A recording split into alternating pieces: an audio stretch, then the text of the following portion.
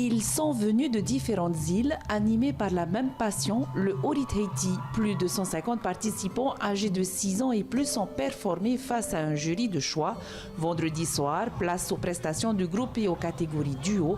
Le lendemain, les solos ont pris le relais. Chaque danseur devait improviser un OTA et un aparima sur 3 pieds imposés. Un véritable test de maîtrise entre technique, créativité et sens du rythme. C'est une expérience en plus, enfin, même si c'est jamais la même chose et tout, ça se passe pas forcément comme prévu et tout comme tu voulais que ça se fasse, mais c'est quand même une belle expérience de venir. Que dire, beaucoup d'émotions, même s'il y a l'habitude, il y a quand même le stress qui monte à chaque fois qu'on doit monter sur scène.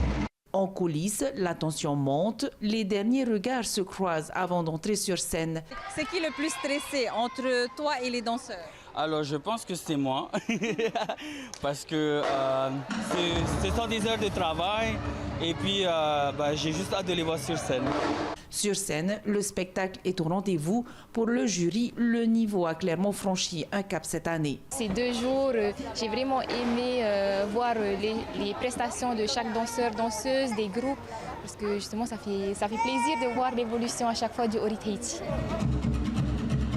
Du côté de l'organisation, le bilan est plus que positif, tant sur la participation que sur la qualité des prestations. Waouh, je suis sans mots parce qu'il y a des tout petits qui sont motivés. J'espère qu'ils vont continuer à garder cette motivation.